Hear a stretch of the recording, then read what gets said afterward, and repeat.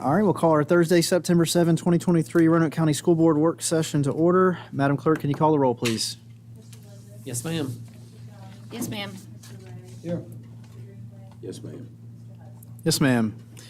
2.01, closed session. Mr. Linden, can you read us into closed, please? Yes, sir, Mr. Chairman. I move that the Roanoke County School Board convene in closed session for the following: for discussion of the award of a public contract involving the expenditure of public funds, including interviews of bidders or offerers, and discussion of the terms or scope of such contract, where discussion in an open session would adversely affect the bargaining position or negotiating strategy of the public body at 2.2-3711A29 of the Code of Virginia. Second. Madam Clerk? Yes, ma'am. Yes, ma'am. Yes, ma'am. Yes, ma'am. Yes, ma'am.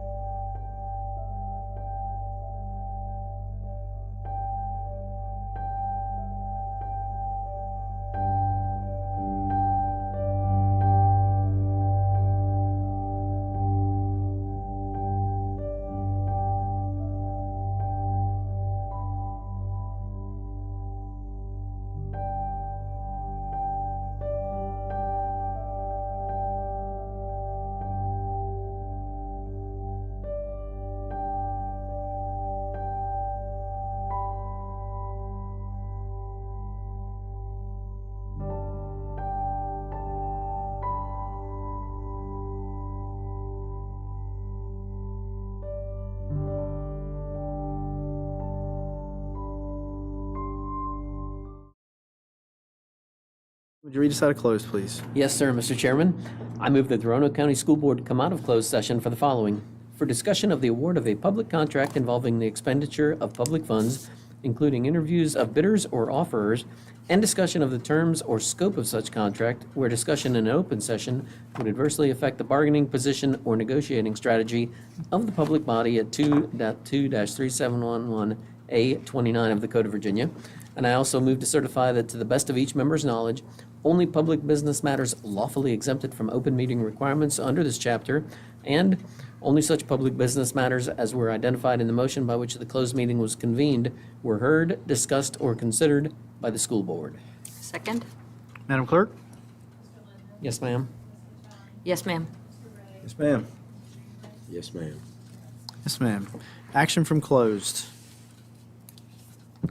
Mr. Chairman, I move that we move forward with the detail phase according to the PPEA with unsolicited proposal from Branch and competing proposal from Avis. Second? Yep. Madam Clerk? Yes, ma'am. Yes, ma'am. Yes, ma'am. Yes, ma'am. Yes, ma'am. 3.01, recommendation for construction proposal evaluation committee to proceed to detailed phase. Mr. Todd Kegels. That's what we did, I think. Are we good with that? Yeah. All right. And Mr. Chairman, if I may real quickly, our three principals who are directly affected by that vote just now came just in case we had questions. So thank you all for being here. You do not have to stay though, so. Might as well enjoy the fun.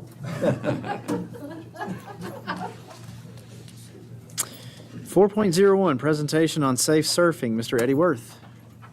Welcome, Mr. Worth. Thank you. Good afternoon.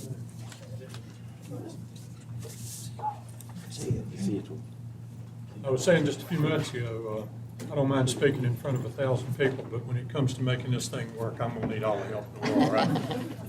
You'd think with what I'm doing, I'd know what I'm doing with it, but I sometimes don't. So Safe Surfing Foundation was created back in 1996 by Sheriff Mike Brown, who's a retired sheriff from Roanoke County now. He realized, he was sheriff at the time, and he realized back at that time that they weren't going to be able to lock up all the predators. They were just coming fast and furious. And this is when home computers were just getting started and kids were just starting to be on it. So Sheriff Brown created the Safe Surfing Foundation, which is surfing, obviously, surfing the web. And the mission of our foundation is to educate parents and children on how to surf the web properly and know when a predator is trying to talk to your children, and the kids should know as well. So to make a real long story short, over 15 years, we've tried everything known to mankind, I guess, on how to educate children and it sink in. We've had celebrities go out and talk to kids such as Shaquille O'Neal. I traveled with Eric Estrada for 2 years. And the kids had no idea who Eric Estrada was. But now the teachers and parents and grandparents, they were lined up for autographs, right? So about 4 years ago, we were in a little meeting over to the sheriff's office.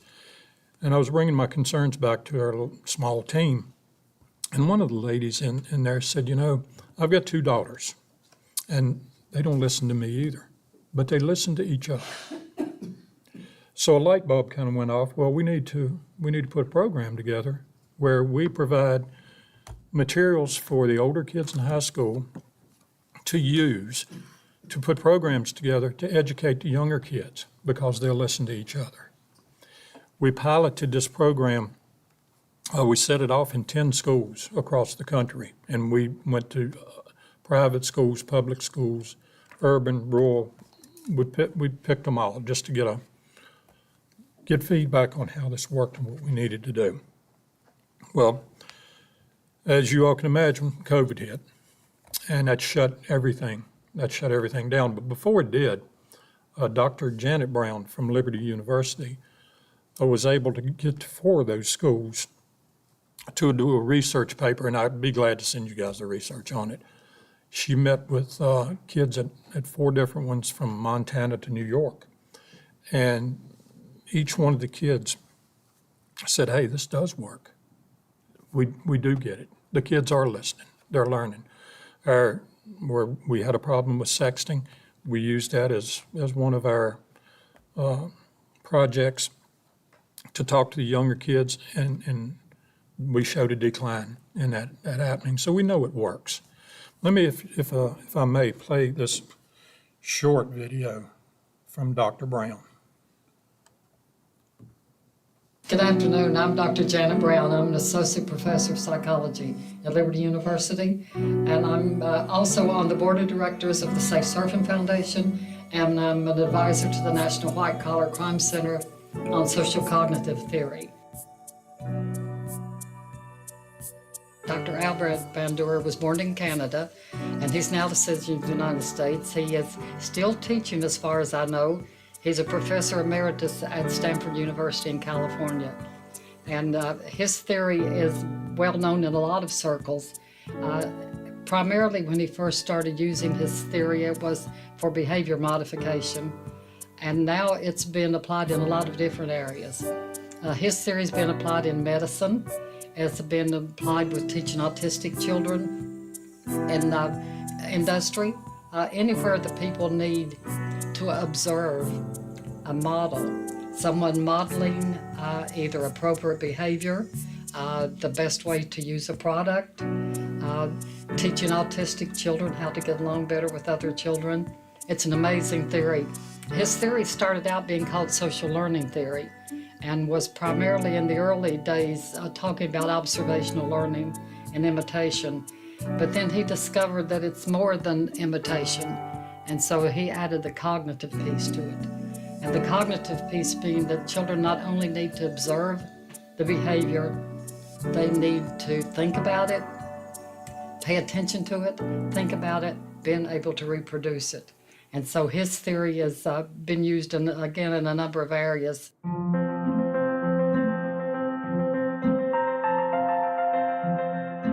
Dr. Bandura's theory is particularly applicable to CyberSWAT because he speaks a lot about observational learning and about modeling.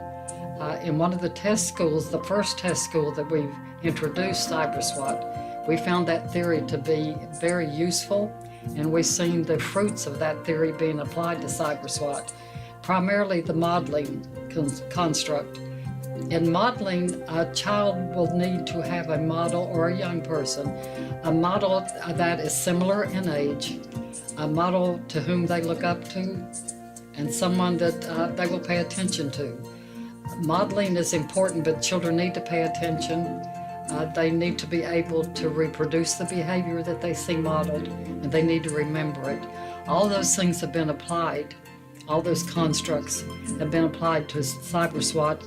And in the first school, as I mentioned, that they found to be very successful.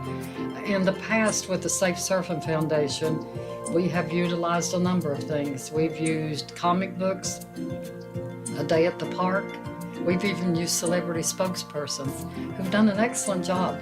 We've had some successes with those, but we're just thrilled with the success that we've already seen with social cognitive theory being applied to CyberSWAT. And we expect to do even more so in the future. In my own classroom, I have a teacher's aide that works with me. And I noticed on a day-to-day basis that the young people were much more readily able to speak to her about things that they would not feel comfortable talking to me about. They came to me for content, they looked up to me, and they listened to what I had to say. But when they had something that they weren't sure about, if they had something that they felt might be a little bit embarrassing to speak with the teacher about, they had no trouble speaking to her, and she was just a few years older than them.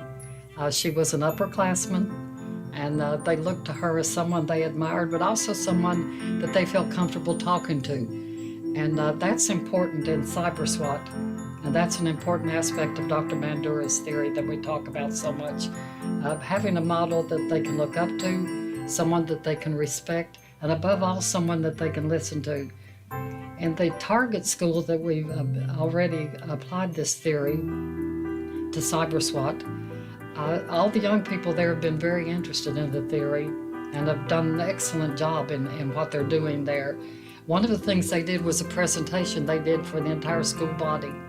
And they noticed, the young people that were part of the Cyber SWAT team noticed that every student in that auditorium was riveted to the message because of what the young people were saying. These young people understand what it's like to be young in today's world. They understand the technology. And to have someone like that modeling the appropriate type of online behavior is very important. It's crucial. We want to save young people's lives, and we feel with using social cognitive theory, we'll be able to do that.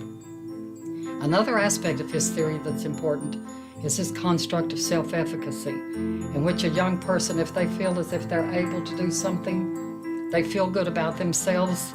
And the young people that are involved in Cyber SWAT have demonstrated that as well. They feel very good about the fact that they are actually accomplishing something. They're doing something worthwhile. And modeling that behavior, then the young people who watch them and listen to them think, I could do that too.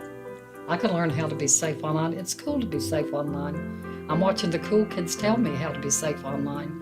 So the application of social cognitive theory is just something that we're so excited about. It's a paradigm shift, it's radical, it's cutting edge, and we feel like it's going to save lives. What we hope to do is to have Cyber SWAT in every school in the United States and hopefully the world. It's making a difference already, and we see it doing nothing but making more strides in the future. And I'm just very thrilled about being able to use Dr. Bandura's theory in a new way, a way that it's not been used as far as we know of in the past. And it's going to be used to touch young people. And that's the ones we want to touch. That's the ones we want to keep safe. And social cognitive theory is helping us to do that.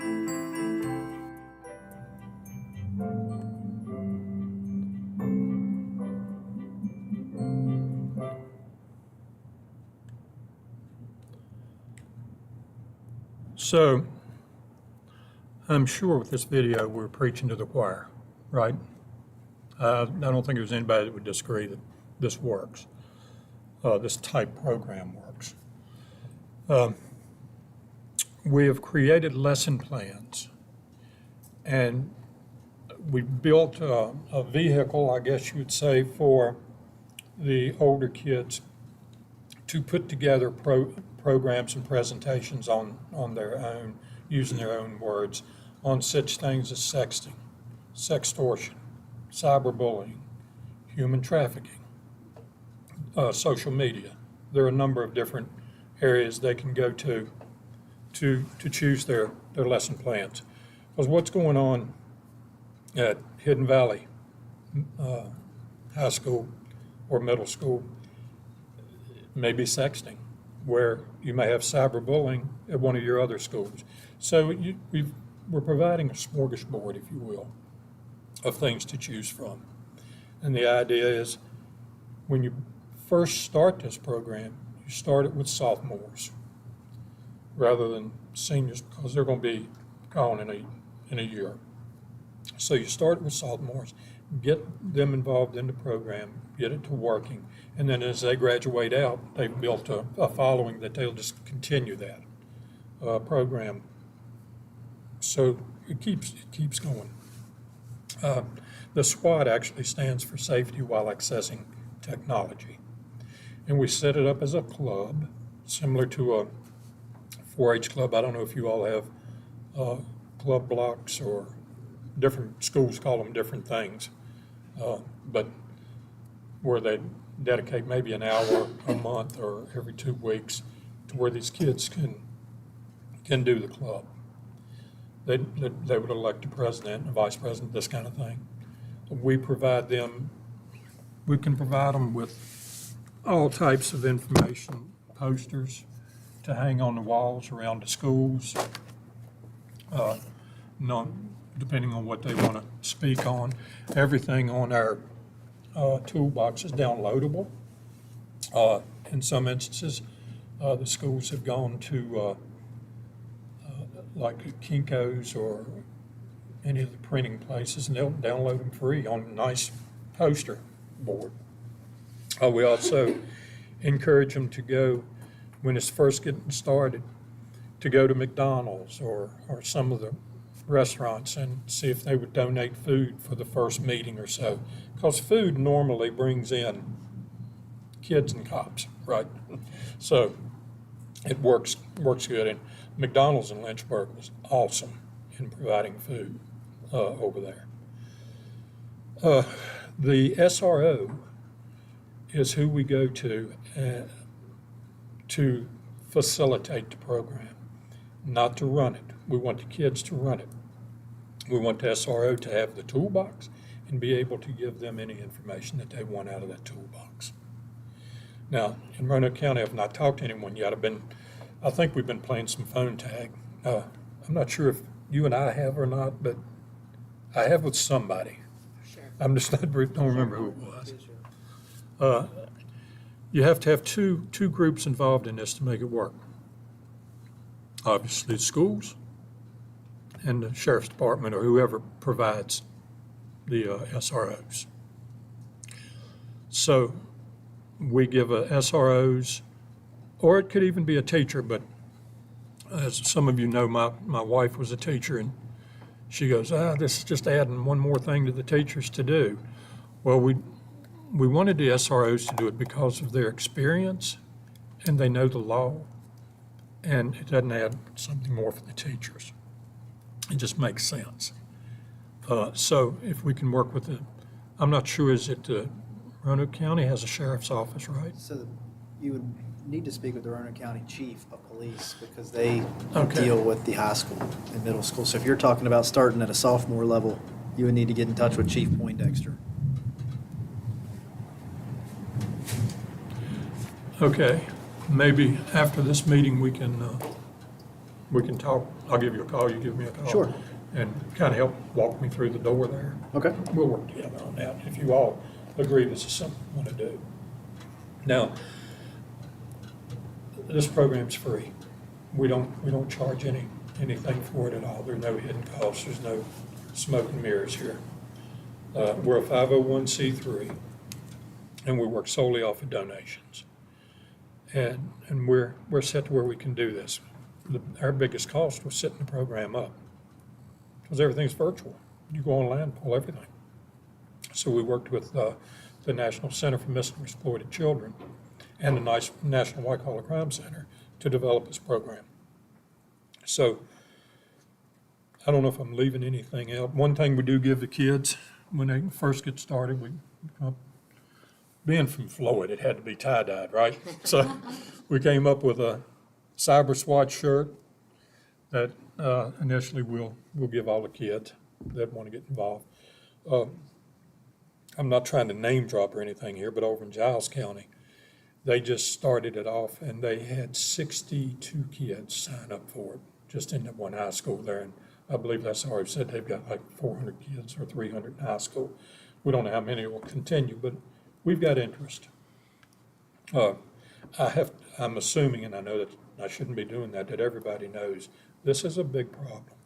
Sextortion, cyberbullying, human trafficking seems to be the hot button right now. More and more cases are being brought to the attention of law enforcement. Sexting, cyberbullying. We were all bullied in high school. We probably were on both sides of the fence at one time or another.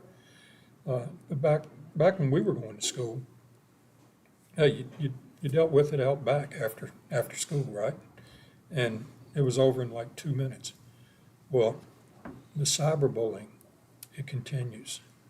And the suicide rate we're seeing based on cyberbullying is just, the numbers are remarkable. They're so sad. They're going up and up and up. So we've got to educate children and parents. So, Mr. Chairman, should we get Mr. Worth with Dr. Nicely and Mr. Poindexter from the police department to see if we can talk about this further? Absolutely. Love to. You guys tell me where to be and when. And, I was supposed to be going to Orlando tonight, but Yes, sir. this is important. Well, we This were is gonna ask important for our tomorrow. community. Can you do it tomorrow? Well, now I'm going to Myrtle Beach. I can do it really early in the morning. Well, sir. actually, I I'm could. just kidding. He'll have, Yeah, Dr. of Nice will course. have to get with Mr. Poindexter. I just would, if you don't mind, Mr. Chairman, ask a question, and Ken, you would know this. Our physical education department, Kevin Burcham, he deals with a lot of these types of programs, but I talked with him, and he said, we don't have anything like this right now. So we're not duplicating a program, we're not taking away a program. Can you speak to that? Yeah, sure. So what we do as far as, it's actually by state mandate, we have to include like internet safety kind of programs through our counseling services. And so in K-8, in terms of instruction, and Mr. Bershon is right, I think you all had a meeting. This is not designed to take the place of what we're doing, but to supplement it, because like you said, it's the student involvement, the student voice through a club kind of structure. But to supplement that with what we already do in terms of educational standpoint could be powerful. So K-8, that's done through guidance, classroom guidance, where they go in and talk to the kids. But then you're right, in health classes, which is what Mr. Burcham supervises, the human trafficking piece is dealt with in terms of the curriculum, and the internet safety as well, to kind of, and that's more of a 7th grade and a 9th grade kind of thing. Sometimes with some 10th graders that are involved. But if you add to the student club an element, I think that could be a powerful supplement to that. I was telling Eddie, and by the way, his wife Teresa was one of our teachers at Hidden Valley, as well as at our Center for Visual Arts over at Burton for a number of years, and she retired and got away from us. I don't think we checked her driver's license for her birthday before we let her retire, but she was very good. She just started Medicaid, and she wouldn't want me to tell you You shouldn't guys say that out that. loud. Did you say that out loud, Eddie? Oh, Right. gosh. Oh, and I But, told her yeah. to watch this on stream, and I But was, I was- sorry. I was talking with him. I was talking with him before the meeting, and I think what the leg up that we could have is our existing structure through our prevention clubs, which a lot of our SROs are already involved with at the high school level. If we could sort of leverage that existing interest in these kinds of issues and so forth, it would just take off from there. And like you said, getting the SROs involved would be key For sure. to help with that. So. This program is let's call it a living, breathing thing.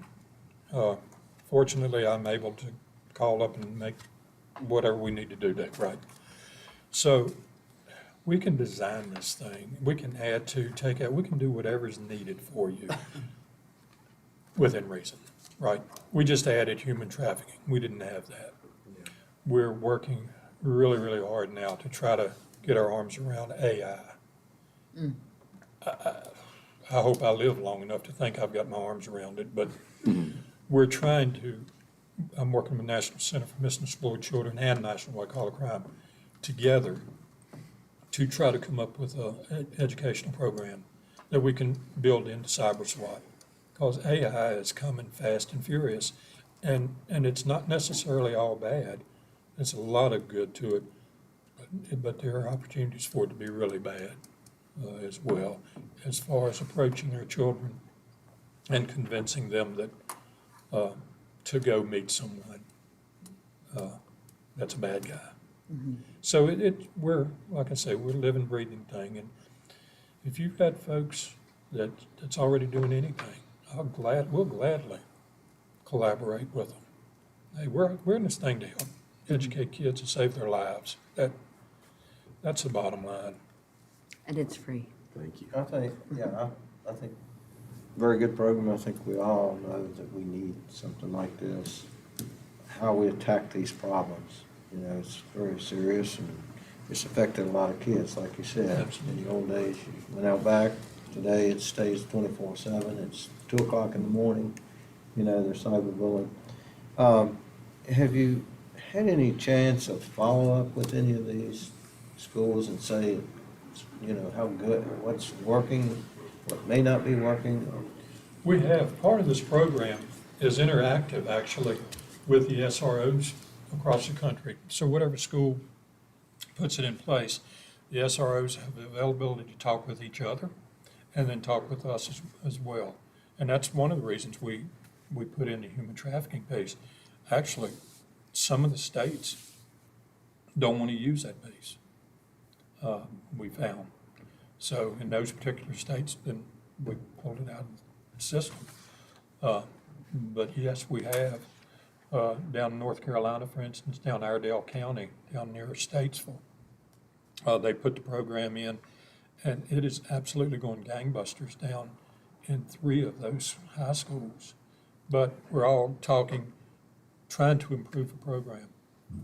We've got to get the kids' input to build this program to make it make sense. Because when you're talking about some old guy, me, or any older people, this is moving so fast. And the kids are keeping up with it. They've got to tell us what's needed. I don't know if I answered your question or not. Yeah, I mean, Kinda. as long as there's communication, I think that's the key It's key. between different districts. I know about 3 years ago, William Byrd student, girl wrote a paper on human trafficking. Well, it opened our eyes because you think, Roanoke County? And Virginia. So, I mean, you probably can elaborate more on that tonight. Well, I'll give you an example. Well, for one, the parents don't think their kids are doing anything that'll get them in trouble. You got to understand that right up front. I'd say 90% of them. It's unbelievable. Well, my kids would never go talk online. Well, if they're gaming, the FBI released a statistic about 3 years ago, not mine, FBI's. If your child's gaming online, there's a 100% chance they're going to be approached by an online predator. 100%. Now, how many kids are gaming out there now? They all are, basically, right? So it's out there. I was doing a presentation at a school about 3 years ago. It wasn't about cyber SWAT. And I knew the superintendent. So I'm parked and I'm walking in. Here he comes. Hey, Eddie, what are you doing here? Well, we're doing a presentation here on cyberbullying today. It was either that or sextortion, one or the other. He was, well, we don't have that problem here. Superintendent of the school. So, we're educating. Yes, we do have that problem. Yes, we do have that problem in every school out there. Bar none. It's going to be sexting, sextortion, bullying, social media, whatever it is. There's a need for this. We just want to help you guys, help us educate the kids. Mr. Chairman? Oh, absolutely, absolutely. Back when I was doing all the traveling and meeting with the assemblies myself, we would hold the night right before the assembly, we would hold a meeting at the school so the parents could come in, and I'd go over all of the presentation with them. The sad thing is, I could be going into a school that had 1,000 kids in it. I might get 10 parents show up. So the more we can educate, we've used social media. We've been on, I don't know if you've seen us on TV since January. We've been doing commercials. But as a 501c3, we can't afford a lot of TV time.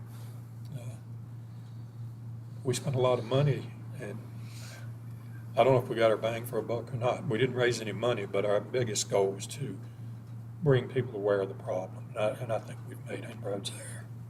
So we're here to help any way we can. You guys tell me what you want me to do, and we'll work together on it. Well, we appreciate you coming out and showing us what you have, and we'll speak with Dr. Nicely and his staff, and we'll be in touch. Okay, so I'll wait to hear from you guys. Yes, sir. Okay, and I can send this, certainly, if you like an option, I can send a password to everybody so you can get into the toolbox and you can see exactly what all we have to offer. Oh, that's really Okay. Cheryl, I think I sent that to Yeah, you. didn't it's I? good. It's really good. Okay. Thank you guys for your time. I really appreciate it. Thank you very much. Thank you. Thank you so much. Oh, I will.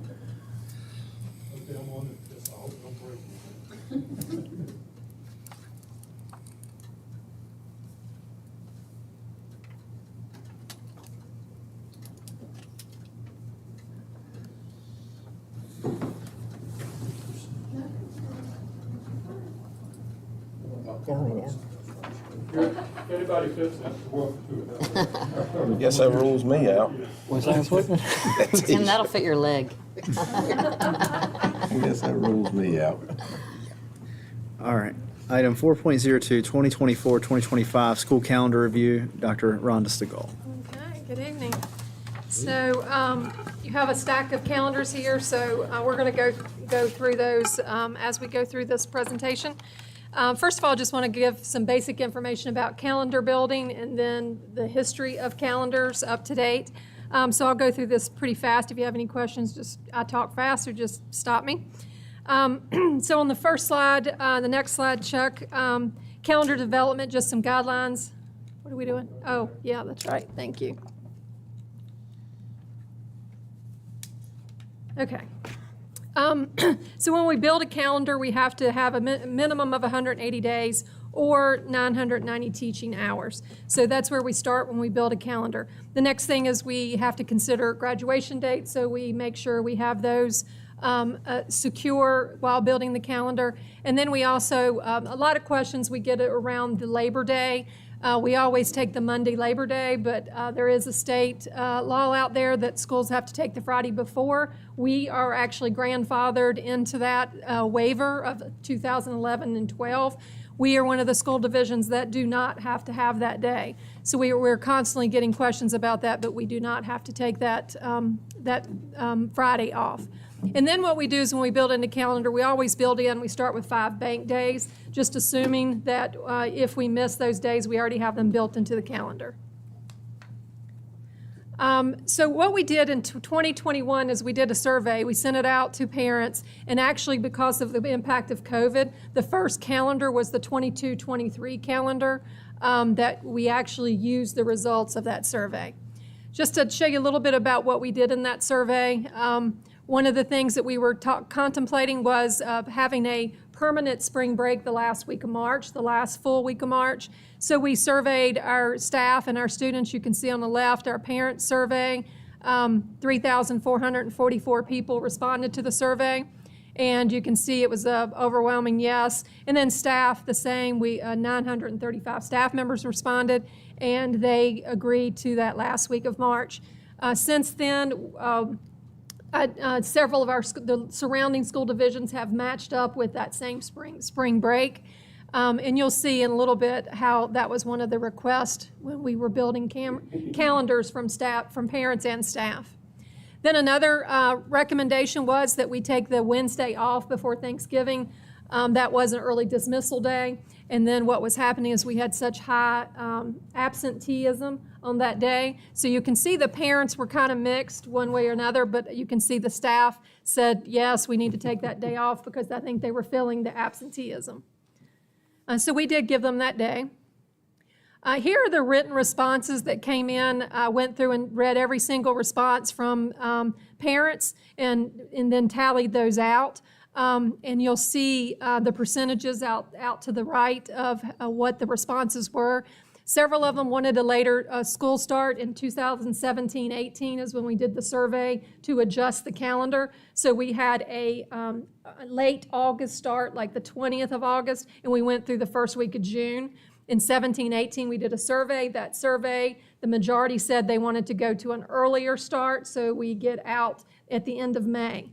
So we did that. You will see there's still some people clearly that want to go back to the original calendar. So just so you know, we were an August and a June start, and then we switched it in 17-18. Yeah, do you mind giving me that date? So we were at one point August 22nd, 23rd. I've got them all listed Okay. in a slide here in a minute. Okay. And then the next thing they said, they wanted us to match up with divisions because parents work in different school divisions. So we actually have attempted to do that. Of course, we don't set other divisions' calendars, but we at least have mainly matched up with spring break, which has been a huge accomplishment. They like the school year to start midweek and not on a Monday. That was a response. And then you can see the ones that I actually have not highlighted but bolded. Those are the ones that we have accommodated in our adjustments to the calendars. And then at the bottom one, place the work days on Fridays and Mondays. We have tried to accommodate that for families so they can have a long weekend when we have a work day. Staff, these are some of their recommendations. Keep the first work day back from winter break. You can see that was 8%. That was the biggest response of the entire survey. Staff really enjoyed ending the semester, coming back on that first day back with a work day to get prepared for the next semester. And then they like to start in the midweek, meaning they don't like to start school on the first day of school on a Monday. They would rather start on a Wednesday or Thursday. And then they like the 2-week winter break. And then they like to match up with neighboring divisions, and those that are bolded are the ones that we have tried to accommodate for them. Okay, here's the chart I was talking about. And if you see the years from 9 to 10 all the way down to the proposed calendar, you'll see the first start date. So we started August 24th. You can see it ran between, just because the way the calendar moves. It stayed in the 20s of August when it started. You can see June. It was first week of June when school let out. You can also see the summer length in the next column, because a lot of people say it seems like our summers are getting shorter. Well, they're really not. You can see they're pretty much averaging out very similarly. And then you'll see the number of days we've had for winter break, spring break, and then there's other calculations there. If you see 17, 18, after that, that's when we transition to the new calendar. And you can see we started with August 13th, that second week of August, and have bounced around from there. And then you can see the May, early May to late May release. And then you can see the summer length, how it's changed. And of course, there was more summer. When we transitioned to calendar, there was the change in that, of course.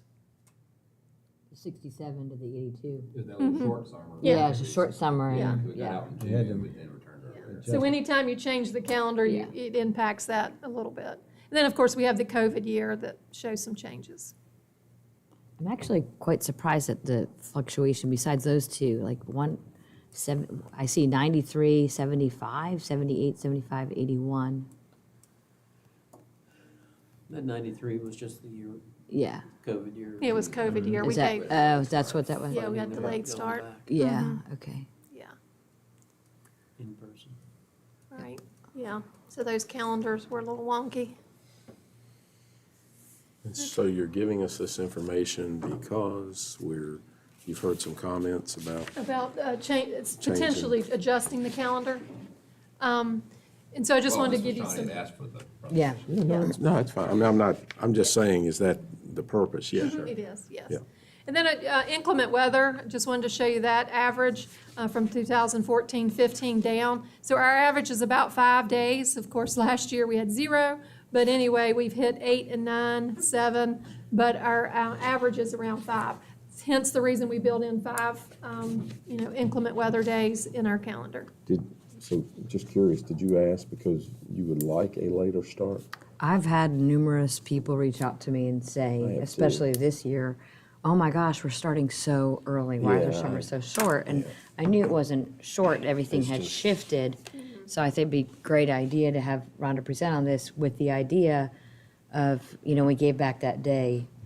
Do we need all those bank days? That's a question mark, right? We don't have a crystal ball. But also, is there a possibility for us to put out a survey to parents and say, hey, would you like to start closer to August 20th I like versus that August 10th? My opinion, I think in the teens and the 10s, that's kind of early. And I'm hearing that from teachers as well and parents. So that's how this conversation got But started. we've also heard about sports. They're still going through maybe 2 weeks of sports. At the end. Sometimes At the 3, end, and there's no. Yeah, sometimes 3, and then they get finished and they say, where's my summer? Well, and that kind of eats up some of the administrators' time as well. Yeah. Yeah, and in addition, there's no On both school sides. support there, so these kids are playing baseball and they have no fans because people are off. And then when they can get up, What's, Putting out another survey or to ask about. that's what I was hoping we Yeah. would come to, put out another maybe it'd be survey. another survey, see what the parents thought. On those 5 days, if you got beyond the 5 days, have we thought about online or anything like that? So we have extra time built in, because where we had to meet the 990 hours, we have extra time Besides those built five. in. So Okay. we have a safety component there. However, we don't want, this is the minimum the state requires, and of course, we don't believe in the minimum, so we're striving for a stronger, education for our students. So every day we take away is impacting instruction. So, we can consider adjusting that some, but of course, we've got to have that protection in there in case we do get a 10 days, 10 days out for inclement weather. Sure. So I have a question about that. In the state of New Jersey, just because I have family there, and every state's different, obviously, with different governors. They can now go on, they took away all their bank days, from what I've been told, and they go online if they're out for so many days. I'm not suggesting that, I'm not a fan of that. I'm just wondering, is that, I know at one point, I feel like last year, it was like this mad rush to give these kindergartners laptops, and it was a mistake in my opinion, but, because we thought we were gonna have all this crazy weather. I don't remember the circumstances, but is that something that could be, thought of? Or- Okay. The VDOE agreed that we could do that moving forward. However, there's some stipulations they put in place, and those stipulations are quite difficult to reach. If you do that, you have to provide all services, meaning sped services, all services that we provide, and you also have to provide a meal program for students. So the logistics of that, sometimes if you're not going to miss multiple days back to back, it's probably not worth it. But if we were expecting a huge snowstorm, we were expecting to miss 5 to 10 days, then yes, that would be something we would consider. Okay.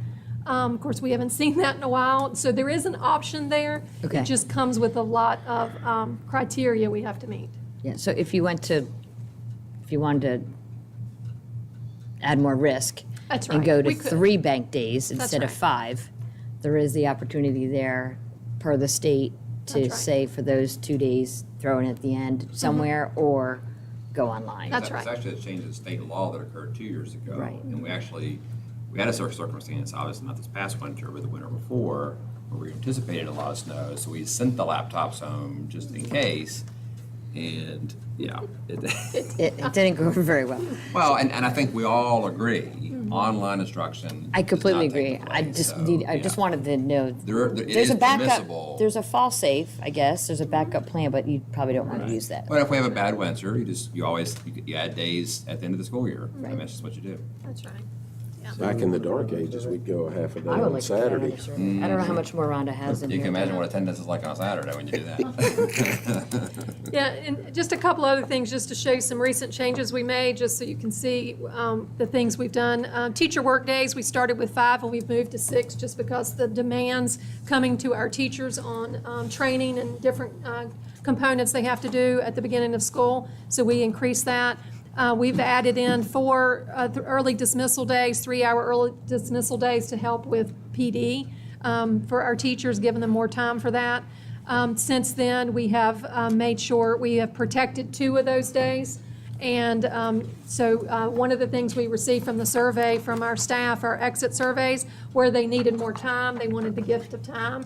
So I think you can see here in our calendar, we've listened to them and we've tried to give them back time. And so we have protected their planning time on work days, and we've also given them 2 of those 4 designated early dismissal days as their protected time. And then we added parent-teacher conferences back into the calendar. And then the last week of March, the last full week of March is our spring break. So those are the things we have trended towards in the last calendar. The 23-24 calendar, we're going to have to make a recommendation to adjust that. You've already, of course, we're currently in this calendar. So what we're going to need to do is at the very end of May, we're going to need to add in 2 early dismissal days, since we adjusted the final assessment policy and we're going to do final assessments. We have to have 2 early dismissal days, those 2 days of graduation. We had taken that out with the anticipation of not having final assessments, so all we've got to do is put that back in. So the only change to the 23-24 calendar would be for secondary students only. We would just add back those 2 early dismissal days for graduation days. And that also helps our teachers get to the graduation ceremonies that they have to be at. So this one's going to have to be voted on as a change once, so we can make that change. The 24-25 calendar, this is an option. So what we would have done is put together a couple options for you to consider. This is one option for 24-25. So one of the things that we thought about was listening to our teachers about needing more time. We have sensed it too, that every single new initiative that comes out of VDOE or any new program, teachers are now having to do some sort of module or training, and that just keeps getting more and more expansive every single year. So it's really taking almost an entire day for them to go through all those modules. So what we thought about what we could do was back the calendar up 2 days, the later start in August, give those teachers we would replace the student day with teacher work days, meaning we would give them 2 additional teacher work days. We would make those flexible work days where they could work at home or they could come to the building if they chose. Of course, during those 2 days, they could finish all the training components that they needed to do, whether they do it in the school or do it at home. And then they could also come into the building and get their classrooms ready, work on planning, whatever that is they need to do. And so that would back the calendar up 2 days, give our teachers 2 more days, listening to their requests that they need more time. That also, how we would get those 2 days is we would take 2 of those bank days away. So we would reduce our calendar by 2 days. So rather than doing a 180 calendar, we would do a 178 calendar. So this is what this calendar would look like. The first day, we noticed this year we started on the 9th. And so with this calendar, we would start on the 15th. So the teachers would come back on the 5th, and then the students would come back on the 15th. So it's backing the school calendar up by a week. And it would be 178 school days. If you look at the May, what it does to May, this year we're just the way the calendar falls. We're before Labor Day, before Memorial Day. This calendar would push us after Memorial Day, so we would have Memorial Day, then the graduations, and then the last day of school. So basically, it adjusts the calendar a full week back. So that's one option. 2025-26 calendar. What I did is mirrored the 24-25 calendar. So I just put that in there. And it's the same look as the one we just talked about. Another option is we could do parent surveys similar to the one we've done in the past. We can do lots of things. We can ask them questions. We can put 3 options, 4 options of calendars up and say pick one. That's what we did in the 17 survey. And then depending on how the survey comes out, we can determine which way we want to go with the calendar. One thing I would like to say, though, just so we know what we're talking about, if we go to the August 22nd calendar, which was the original calendar that we used to follow, we just need to remind you of a few things. One is teachers would begin on the 12th and they would end June 6th, and students would begin on the 22nd and end June 5th. Exams, here's the one we need to remember. Part of the push of when we moved the calendar back was from parents and students and staff. Students were taking exams, first semester exams, after returning from the holiday break. So we would go back to that plan. So we currently have, even though we don't have a lot of semester classes, we do have dual enrollment. Every dual enrollment kid who takes a class with Virginia Western has to have a semester exam, and all of our RCPS online students have to take an exam because it's the end of their course. They also have to take the SOL test. So we would have approximately 700 students who would be returning from winter break a week later, taking exams and SOLs after the winter holiday. Teachers. Can I ask you a question about that? Sure. So the RCPS online, just because I've got kiddos who do that, those exams are usually online, and that coursework typically, actually, historically, has finished way prior to the end of our semester, like December 9th. I think they're So- adjusting that now. Are they adjusting that? I don't know about, I what mean, they they're trying start to later do. and finish earlier. They're It's very going to condensed. stop the online examinations and getting the students to come in to take To come in. assessments. Okay. So that part's changing, and I talked to Joe Legault, and he seemed to think it would have to follow this Okay, timeline. okay. Yeah.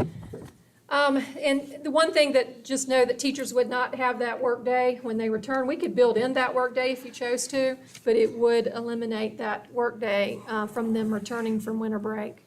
And then one thing we can do that's positive about that calendar is we could take the way the calendar runs, when they finish taking their, the semester's over and they finish their exams and we do the grading, that could fall on a Friday, and then Monday's Martin Luther King, so we could give families a long weekend. which would be a positive in that calendar. And then, of course, we'd have to see if Salem Civic Center is available for June graduations. So I've already reached out to the Civic Center, haven't heard back yet, but keeping in mind Salem gets first choice, and that is their week of graduation, so we'd have to work around them. And then this is a little bit about our 17-18 survey. You can see what we did was we presented 3 calendars. The first option, it started August 9th and got out May 22nd. The second option started August 14th and got out May 23rd. Those are the 2 that we've kind of been floating around for the last several years. And then option 3 goes back to our traditional calendar, which would be August 23rd through June 6th, the June release that we're talking about. This was the results back in 17-18. There were 4,618 people who responded. And you can see the percentages if you add the 2 similar calendars of the calendar that we're practicing right now, that ended up with the majority. So that's the reason the calendar moved up. And so we're now releasing in May. So I guess we're just questions about anything that was presented, and then how you would like for us to move forward. Do we want to do a survey? Do we want to consider any of these calendars? In the survey, do you want us to ask questions? Do you want us to post calendars and let them pick like we did in the 17-18? Just trying to get some feedback. I have 2 cents. I think the majority of people that I heard from do not want to be in school in June. Okay. They want to finish the school year with the holiday weekend, and I completely get that. So I don't think we need to shift too far forward into August, but just enough that we're not starting so early. Yeah. You know, those extra, to go back on the 10th versus what, the 20, in the 20s is, or the 15th is a big difference for a lot of folks. If you are okay with us, getting away from building, beginning with the 180-day calendar, and we're comfortable with it, we think we can have that, we can start about a week later. The 15th sounds a whole lot better than the 9th. And still get out before June. But that's not, we're not losing any education, right? Couple It's days. 2 days. Couple days instruction. Couple days. So the June release draft, I would say, I don't think we'll get many people who want to do that. I'm still not opposed to doing a survey, just to, Yeah, I like for the the idea. long term, to hear from people. People say. And do you know what, the survey probably results will are pretty vote. dismal. That's less than 10% of our parents, I would think, because those numbers were pretty bad. Maybe if nobody really gripes We got until, 4,000, almost 5,000 out of 13,000, so it's Oh, was it? typical. It's 30%. is it Yeah, it's 30%? typical. Yeah, Can you go back to that last In terms of slide? survey result, that's, okay. not bad. Pretty good. Because the 43% I was seeing actually single wanted the option of starting 2 weeks later, right? The majority They of the wanted to keep folks the did. later state, right? Later. Yeah, I agree. And over Yeah, that's what I've- 55% wanted the. That's what I've heard the most of, is that we'd rather go back 2 weeks. Just what somebody said, I forget who said, that they're still playing sports, which our staff has to be there anyway for a lot of this, and parents still have to be there, so they can't plan anything for those 2 weeks after the dates we quit initially. And so, and then it's hotter in August, which gives them more time for the beach or whatever, and just things I've heard. And I think staff like starting a little later, but, I like the idea of putting it out there again. I will say 2 things. The athletics start July, the last week of July is when football starts regardless. So if we move our calendar back, football's still going to start It in July. always has. So it's going to impact somebody no matter which way you go. Yep. But I do agree, it does impact spring sports probably more heavily. Yeah. It Because you does. got, You go into you know, districts three- and regions. 3 soccer boys, 3 soccer girls, and, It does. now that they've got the lacrosse in there, and so And if you got baseball, it goes baseball, That's a lot more track, all Yeah. that stuff, yeah. And then just to give you an idea about other school divisions, Botetourt, us, Franklin County, and Bedford all have similar calendars currently. And Roanoke City and Salem are the other 2 school divisions who are on the June calendar. And right now, most of them are matched up with our spring break. So that's a huge accomplishment that a lot of teachers across the valley have asked Like for us to that. match up with, and that has happened. We could still do that. We can couldn't still do that. Yeah, I Yeah. think so. Okay. How many hours above the 990 does that leave us? So with elementary, it leaves us with 7 days. So we have quite the cushion. But again, keep in mind, that's the minimum. Right.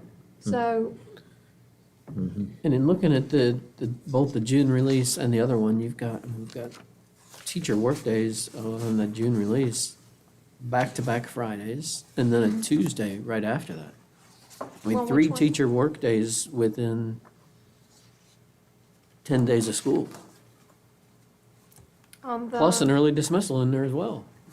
On the June release draft, Yeah. the last draft? When you go October 25th, teacher workday, October 30th, 3-hour early dismissal, November 1st, teacher workday, November 5th, teacher workday. Yeah, one of those is because of election day. Right. Oh, yeah. Yeah, the way that- They're, the November ones, they're election day, and then we added a work day because remember, we added parent-teacher conference day back in, and that was a work day. And then we agreed to give our staff back that work day because we had taken it from them to add in parent-teacher conference day. So that's the reason that one's in there. And I will tell you, the June one, I just threw that one down. That has not been refined. So I have not balanced out where those work days need to fall. Those can always move. But I just wanted you to look to see the start and the end of what that calendar looks like. Everything in the middle can adjust. Thank you. I know one of the things that was clear in the 2017 survey is people wanted notice. So if you're going to change, Yeah. they're okay with They something did. as long I remember as that. you're planning a couple of years out, they can plan for it. And so that's just one of the things they said before. Yeah, it is nice that spring break now is consistent. Yeah. So I did notice Montgomery County and Blacksburg, their spring break is like short. I don't even know if they really have a spring break. Did you look at that? It's like four. didn't see that. They take an Easter holiday weekend, but then they don't really have much of a spring break. I wonder if they have a fall break. A lot of Yeah. school divisions are doing that. Doing that. Yeah. Well, I think it's worth a survey to hear from our people, stakeholders. See where we land. And you know what I think is we kind of shifted so far back. We were over here and then we shifted back, so maybe we'll find the middle. But, no. Thank you. Okay, thank you. Item 4.03, request to accept, it's at $2,923.92 in community grants and donations and appropriations for purchase of school supplies. Move that we vote to receive. I will second. Always Think I'm receive invited, invited, right? right? I'll sneak over this way now, so I'm in camera too, so you guys can see me. Howdy, this is a change, I'm normally on the other side. Mr. Chairman, members of the board, so as you know, beginning in August, we held our annual Load the Bus School Supply Drive in partnership with, of course, Walmart, who, again, we have to say a huge thank you to Walmart. We've been doing this with Walmart for more than 20 years now, and they have been such a great supporter to our schools. Also doing this with our partners, Roanoke City, Salem City, and Craig County Public Schools. As part of this annual event, we did receive a $1,200 grant from the Walmart Community Foundation, and we also received $1,723.92 in cash donations. So staff recommends approval of local grant donations and appropriation of a grand total of $2,923.92 from the grant fund contingency for the purchase of school supplies for students. And this would go on consent agenda if you are so approving. Sounds good. I'm okay with that. Good job. Thank you. So, quick update, because you had expressed some interest about Load the Bus. We did face 2 pretty significant challenges this year. The first, as you well know, we did not have a tax-free weekend, and that kind of hurt us a little bit. This was an oversight of the General Assembly, and fortunately, the new budget that was just passed does restore tax-free weekend for future years. But not having that tax-free weekend kind of diffused our donor pool. Before, when we did have a tax-free weekend, folks would wait and shop on tax-free weekend. Now, with this particular year, there was not that incentive, and so the donor pool kind of diffused out. The second and the far more damaging feature was the weather on that Sunday. If some of you were out there working on that Sunday, we had just torrential rain, severe thunderstorms, flooding. That kept a lot of people away, and unfortunately, sometimes the Walmart stores look like ghost towns. So in total, we are looking at about a 1/3 drop in donations from last year. Last year's donations topped around $30,000. This year, we're looking at around $20,000. To compare, that's about what we did in 2017, minus COVID. COVID is, of course, the one year we also had a big drop, but this puts us on par with where we were in 2017. We still have some items to distribute that came in not associated with the Load the Bus, so this amount will go up a little bit, but this gives us some room to work to try to get back to where we were for next year. So we're already starting to work on the 2024 Load the Bus, and look for those dates being that first weekend in August with tax-free weekend. So, any other questions? Thank you much. Item 4.04, project updates. Mr. Todd Kegels.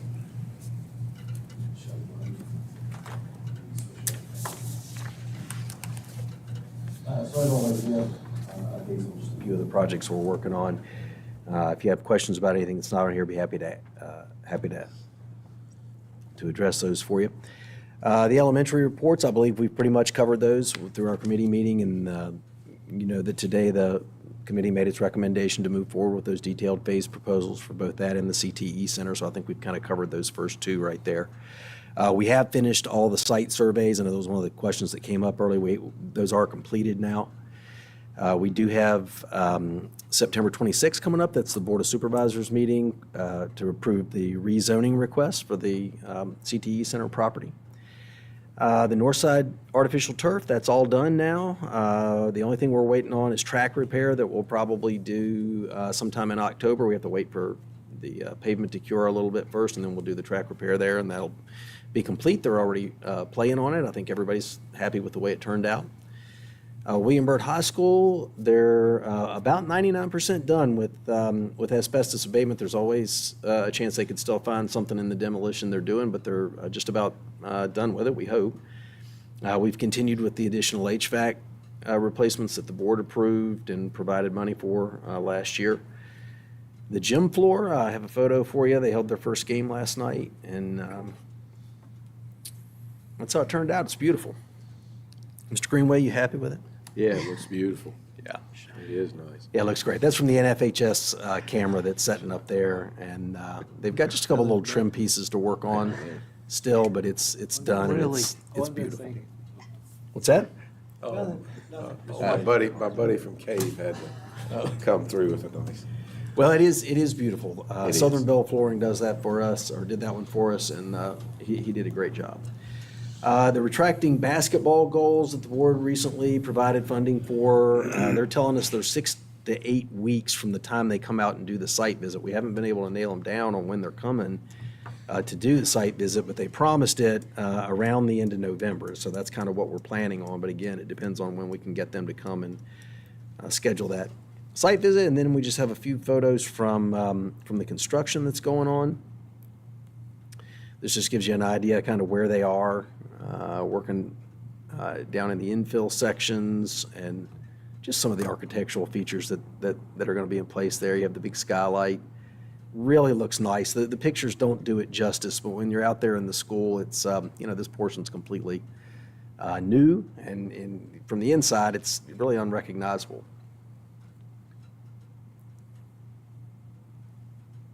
It's the corridor there in the infill. What's that? When are they telling you they're coming for the site visit? Well, they didn't. They said we have to come and do a site visit, and Mr. Kaufman's over there managing the project, and he's called them about every day since you guys approved the money, and he just can't get them to nail down when they're going to come And do they're it. the only ones that can do the site visit. They're I guess the ones we've. You had to get bids on it, just like everything, and that's So we the just- winning bid. Government stinks. Yeah. Hurry up and wait. Yes. It's unreal. And that's the last one. That's just the entrance back there to the infill section. It's coming along nicely. Fort Lewis, just quickly, they've replaced a little over half of the heat pumps. That's the part that's inside the building. They'll do the others during the next school break because they have to take the system down to be able to do that. We've also expanded that project to include the cooling tower and the heat exchangers. So when it's done, the air conditioning system in that building will be brand new. That'll be the entire system. So it'll work better than it ever has, and hopefully be a whole lot more reliable. We have similar projects underway down at Glen Cove and W. Cundiff. Glen Cove just has a couple of the heat pumps left to replace. Those have to be done again during a school break. In W. Cundiff, there was some equipment that they shipped us was incorrect, but that's all finally been picked up, and the new equipment is here. So that'll be scheduled as soon as we can get with our contractor to find the school break long enough to start installing those heat pumps. The Vinton bus lot, we've awarded the contract to Adams Construction. We've scheduled the paving to start the week of September the 18th. We've been working with the town of Vinton and Roanoke County on finding some temporary parking to park the buses. They've been great to work with and have offered up, some parking up there at Gerhart Park. And Mr. Peters over there in Vinton is working on some private lots that might allow us to park the buses while we're paving. That gives you an idea. Let's see. It gives you an idea of what we're paving kind of within the white lines. That will take somewhere between 2 and 4 weeks, but we think it actually might be done in just a couple of weeks. Playground updates, Herman L. Horn, the installation is mostly complete. Just a few punch list items remain, cleaning up the equipment and a couple other, missing bolts, like that sort of thing, but it's just about done. Mountain View is complete. Back Creek is scheduled for installation. Equipment's already on site, and they're scheduled for installation the week of 9/11. And then Oak Grove and Mount Pleasant, their equipment should be delivered the week of September the 11th. And then they'll be installed sometime in October, weather permitting, and then that will finish out the $1.4 million of playground replacements. 10 of the playgrounds, if you remember, the board also provided money to go through and mulch the playgrounds. So we've been doing that, and we've mulched 10 of them so far. That's just a photograph of what they look like after they've been mulched. You can see it really cleans it up and provides the necessary cushion that you need for the safety piece. Today, out at Oak Grove, we were relocating some curbs. This is actually done at Dr. Nicely and the principal's request to provide. Oh, sorry, I said Oak Grove, sorry. Yes, it is Penn Forest, and well, they did cut the curbs at the right school. Okay. I just named the wrong one. Yeah, so out at Penn Forest, they cut the curbs out, and what that did was provide access for the buses.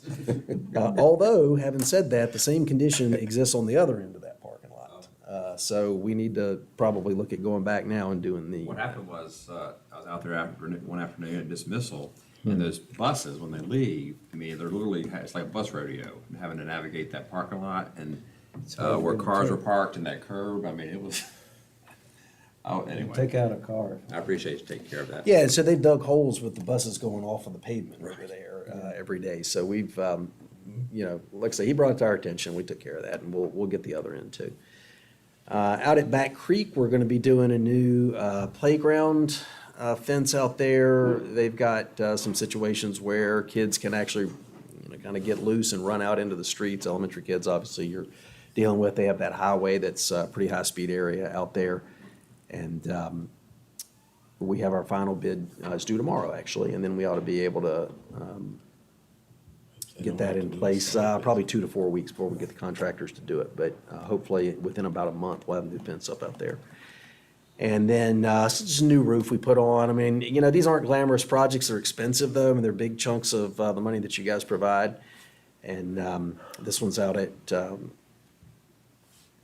Mountain View, and we did the section over the gym is brand new. And then they've had a roof leak out there. It's been going on for years. We finally fixed that. It was actually a roof drain. It took quite a bit of investigating to find and fix, but the guys took care of that. So they're in good shape for now.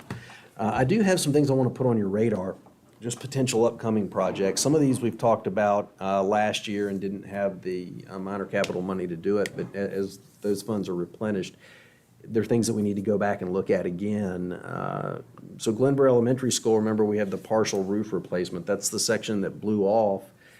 and needs to be replaced. That's about a $100,000 job, roughly, depending on how far we want to go with the degraded underlayment that's underneath it. It could be significantly more than that. That school actually needs the entire roof replaced, and we're looking at, ways to do that over the next couple of years. But for now, that one section, we're going to need to consider through minor capital.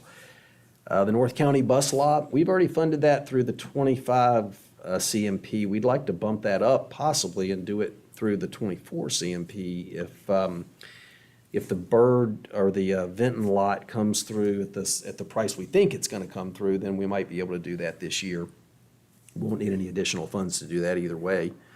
Mountain View Elementary, we talked about this last year a little bit. It's going to need the main sanitary line like we did out at Oak Grove recently. We're going to need to do that one at Mountain View sometime this year. And then at Penn Forest, the principal's actually requested for us to replace the carpet in the forum and the administrative offices. That would be a minor capital request. Glenver High School has requested doors on all of their restrooms. So none of their restrooms have doors. They all have that sort of zigzag as you go into it. And it keeps the administrators from being able to control access to those restrooms throughout the days. They want to be able to secure those in certain sections of the building and have, the kids come down and use certain restrooms that they can monitor during the day. And then Burlington Elementary, remember that they had requested a mobile unit last year, and we didn't have the funding to do that, so I think it would be appropriate for us to come back and re-examine that this year. There's a couple of options. We can put a mobile unit out there, which I actually don't think is preferable. The other is we can look at doing some renovations in the basement down there. We did identify some areas that could probably be renovated at a cost similar to what it would cost to put a mobile unit in, and that keeps you from having to put a trailer in the parking lot if we're able to do that. And that's all I have, unless you have questions about anything else going on. I got one quick question about Back Creek. We had some problems with the leakage in the front facade there for several years, and I think they finally fixed everything. Have you heard anything about that? Has Virginia Sharp said anything? Haven't heard Okay. anything about leaks there. Well, evidently it's okay then. Because they had a time where the two schools, the old school and the facade they put on, it was leaking, so. And we haven't had any discussions in that regard. I'll check tomorrow just to be sure, but I haven't heard Yeah, anything. it'd be good to check with them, make sure. I'm sure if we had ongoing stuff, the guys would have let me know. Okay. Mr. Ray, we do have one thing going on at Cave Spring High School too. We're gonna have an engineering firm come in and try to help us identify why we can't get the humidity in the gym under control. We installed 2 commercial dehumidifiers in there because of the gym floor continuing to buckle up every summer.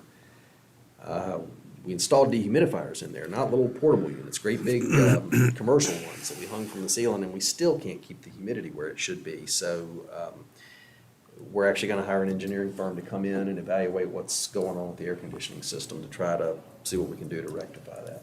Yeah, we don't have warranty on the floor anymore. No, sir, we don't. So, The good thing is it goes back down eventually, but every summer it's gonna- it buckles back up and, without explanation. But like I say, we're going to do everything we can. I thought we did by putting in the dehumidifiers. What was that at, Cave but High? yeah. Still can't Remember get we that. had to Lord, we replace the even had floor, all the air and everything commissioned in that place.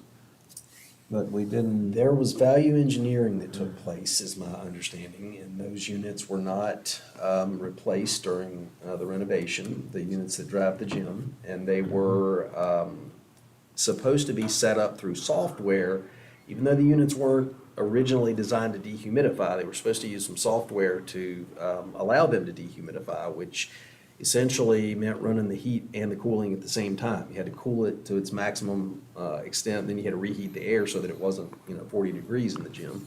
It's expensive, number one, to do it that way. And for whatever reason, it's not working. It's not keeping the humidity under control. But we're, like I said, we're going to get some engineers out there that can help us figure out what's going on and what we need to do about it. Yeah, because That's a shame. eventually it'll mess up floor. It That's a can't shame. keep buckling and going down and. That's right. Now, the floor seems to have been okay this summer.